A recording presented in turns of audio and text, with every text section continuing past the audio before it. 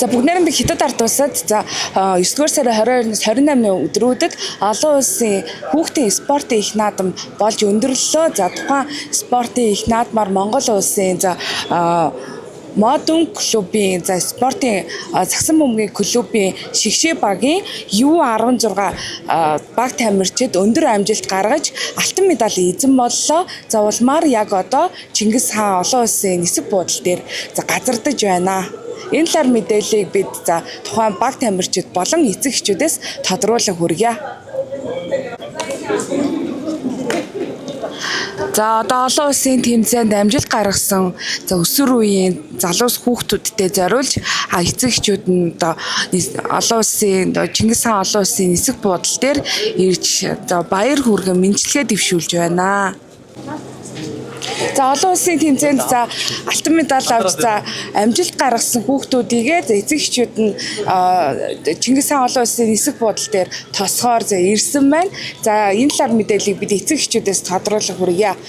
За өдрийн мэнд хүргэе. Та бас хүүхдээ тосгоор ирсэн байна. Одоо таны хүүхэд сагсан бөмбөгөөр хичээлээд хэдий хэр хугацааг зарцуулж байна вэ? За бүгдэнд нь өдрийн мэнд хүргэе. Намайг Батбаясгалан гэдэг. За манай хүү болохоор эрхэс гээд одоо U16 наснд тоглодог хүүхэд байгаа. За тэгээ манай хүү болохоор бүр ер нь бол 1-2 дугаар ангиас эхлээл сагсан бөмбөгөөр хичээлж эхэлсэн. Одоо нийтдээ нэг 8-9 жил баг сагсан бөмбөгөөр хичээлж байгаа хүүхэд байгаа.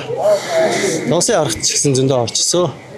Багаараас нэлээд олон аврагын алтан медалийг бас авч ирсэн. Ер нь яг энэ клубтээ яваад хэр удаж байгаа бол? За баг 5-6 жил болсон юм шүү. Клубийн одоо багшлахаа дуур чадвар нь хэр гэж таны бодогдож байна? За Отгонбаатар багш маань бол миний хувьд шүү дээ тийм. Миний хувьд бол баг Монголынхаа баг толгой одоо сайн дасгалжуулагч нарын нэг гэж миний хувьд бол боддог. Баг 1-2 үү тийм. Ер нь маш сайн дасгалжуулагчаа л гэж боддог шүү дээ.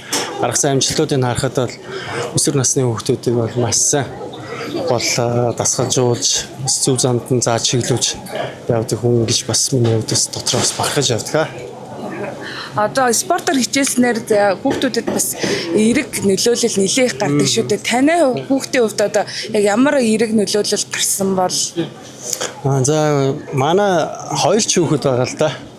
Эргэсэн ба яг доотлынх нь насны бас U15 тус тоглодог.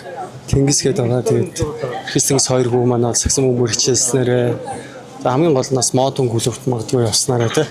Зөндөө олон хортмоо зуршлуудаас хол байдаг гэж ойлгодог. Ядч л одоо өсвөр насны хүүхдүүд сүүлийн үед бол маш их одоо веб татж байна тий.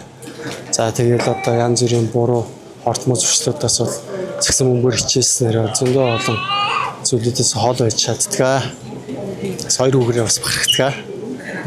Одоо тэгээ танай хүүхэд ч олон улсын томоохон тэмцээнээс бас алтан медаль багаараа алтан медаль авсан амжилттай ирж байна. Энэ талаар сэтгэлээ бас хуваалцаач. Тэгээ улсын их орноо төлөөдөд U16 насны маань одоо улсын аварга болж ирсэн. Модон Волос клубын багийнхан сая Хятадын Буугад хотод болсон олон улсын хүүхдийн их наадамд амжилттай оролцоод ирлээ. Алтан медаль хүртсэн байгаа. Тэгээд Оросын албаны улс болон Хятадын Хятад ард улсын багуудтай бол маш хүчтэй өрсөлдөөн гаргаж алтан медаль авсан. Ер нь бол нэлээд хүндхэн учраанд байсан. Ялангуяа Хятадын багийнхан бол нэлээд том биетэй, өндөр их уур чадвар сайтай тийм хүүхдүүд байсан.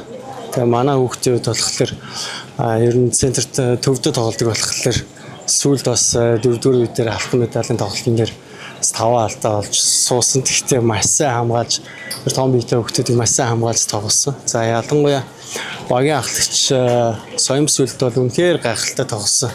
Тэр тоглолтын дээр бол бүр 36 оноо авч 38 оноо авч бас багаа алтан төвхөд маш том хувь нэмэр оруулсан. Тэгээ багаараа үнэхээр сайн байсан хүүхдүүд маань улс орныхоо нэрийг бас өндөрт гаргах гэж бүгдээрээ бас маш сайн хичээж оролцсон. За баярлалаа. Баярлалаа.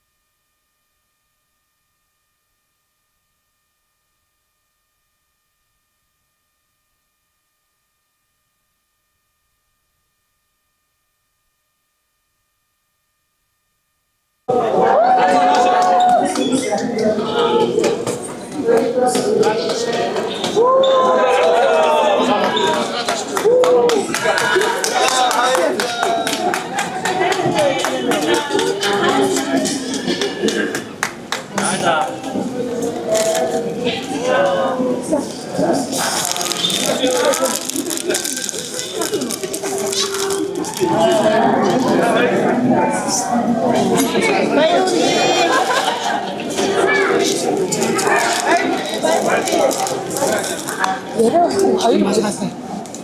Алны. Үнцэн тасалж өгч.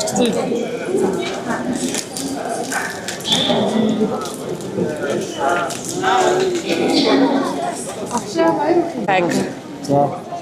Тэгэхээр дахиад эхлэмээр эвлэлчих болно.